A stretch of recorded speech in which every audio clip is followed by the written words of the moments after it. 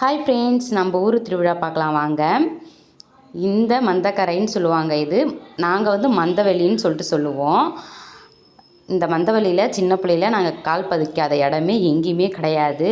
இது பாப்பாத்தி அம்மன் கோயில். இப்போ திரௌபதி அம்மன் கோயிலேருந்து பாப்பாத்தி அம்மன் கோயிலுக்கு சாமி வரும். இன்றைக்கி பாதிரிக்குப்பம் திருவிழா.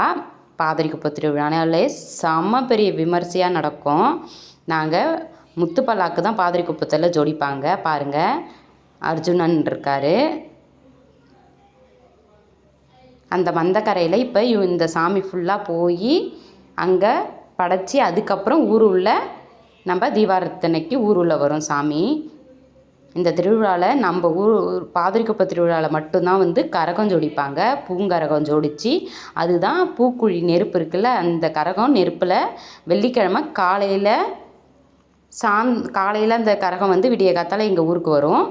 சாயந்தரம் அந்த கரகம் ஃபஸ்ட்டு இறங்கின பிறகு தான் அதுக்கப்புறம் மக்கள் எல்லாருமே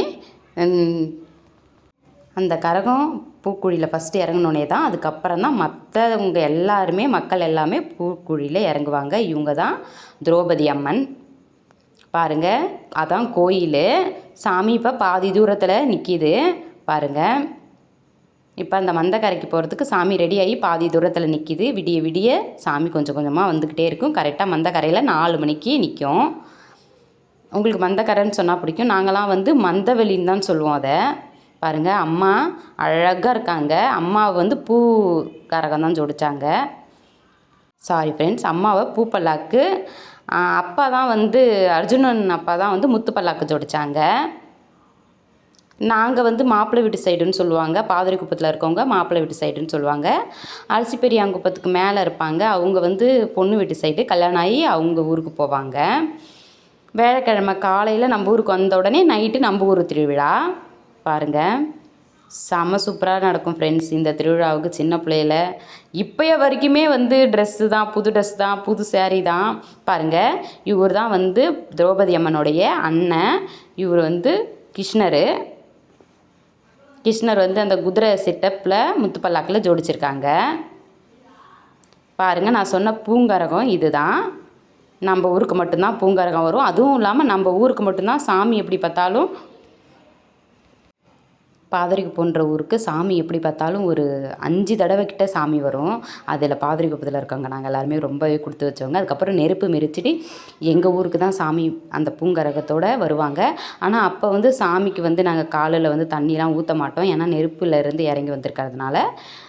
வெள்ளிக்கிழமை விடிய காத்தால் வர பார்த்தே சாமிக்கு காலில் தண்ணி ஊற்றி சாமி காலை கழுவி அந்த பூங்கரகம் எடுத்துகிட்டு வராங்கல்ல, அவங்க காலை கழுவி பொட்டு மஞ்சள்லாம் வைப்போம். இதோ பாருங்கள், எப்பயுமே வந்து பாதிரிக்குப்பத்தில் வந்து ரெக்கார்ட் டான்ஸ் வைப்பாங்க ஃப்ரெண்ட்ஸ். இப்போ மாறி சாமி வேஷம் போட்டு இந்த டான்ஸ் வச்சுருக்காங்க. அது ஏன்னா அது ஒரு இஷ்யூ. இந்த வாட்டி பர்மிஷன் கொடுக்கல ரெக்கார்ட் டான்ஸுக்கு. ரெக்கார்ட் டான்ஸுக்கு கொடுத்தா செம்ம சண்டை வரும். சின்ன பிள்ளையிலேருந்தே நாங்கள் நிறையா சண்டையை பார்த்துருக்கோம். வயசு பசங்களாம் நிறைய பேர் அடிச்சுப்பாங்களா, அடிச்சுக்கிட்டு இப்போலாம் வந்து கடையாக இருக்குது. அப்போலாம் கொல்லி வழியாக இருக்கும். அடிச்சுக்கிட்டு சண்டையில் போய் அங்கங்கே கொல்லி வழியில் போய் ஒழிஞ்சிப்பாங்க எல்லாருமே. திருவிழானாலே ஜாலி ஒரு பக்கம், சண்டை ஒரு பக்கம், எல்லாமே கலந்தது தான் இந்த திருவிழா. இப்போ வந்து மந்தக்கரைக்கு கரெக்டாக வந்துருச்சு. இப்போ நான் அப்பா கடைக்கிட்ட நின்று வீடியோ எடுக்கிறேன்.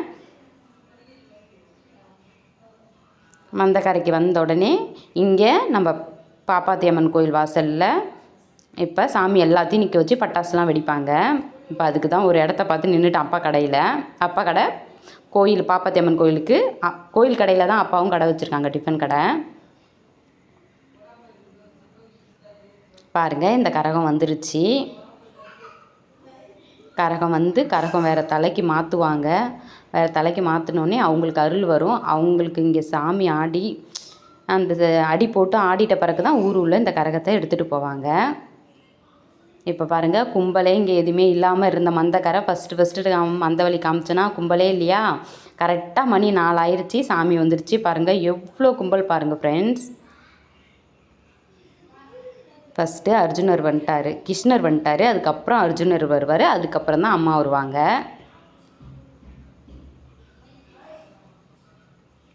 செம்ம பட்டாசுலாம் கட்டியாச்சு ஃப்ரெண்ட்ஸ். படன்னு வெடித்து தள்ளிருச்சு. காது இப்படி கொயின்னுச்சு ஃப்ரெண்ட்ஸ். திருவிழானாலே யாருக்கு தான் பிடிக்காது, நீங்களே சொல்லுங்கள் பார்ப்போம். நம்மளுக்கு ஹாப்பியை கொடுக்குறதே நம்ம வருஷத்தில் ஒரு தடவை நடக்கிற விசேஷம் நம்ம ஊர்லனாலே நம்மளுக்கு ரொம்பவே சந்தோஷமாக இருக்கும்ல. பாருங்கள், இவங்க தான் வந்து பூக்கரகம். இந்த கரகம் தான் ஃபஸ்ட்டு இவங்க தான் வந்து நெருப்புலையும் இறங்குவாங்க. அப்புறம் அம்மா வராங்க பாருங்கள். அம்மா அவரை பார்த்து அழகாக சாங்லாம் போட்டாங்க.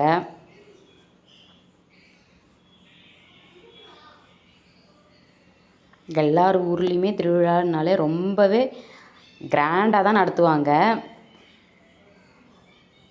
அது ஒரு ஹாப்பி நம்மளுக்கு.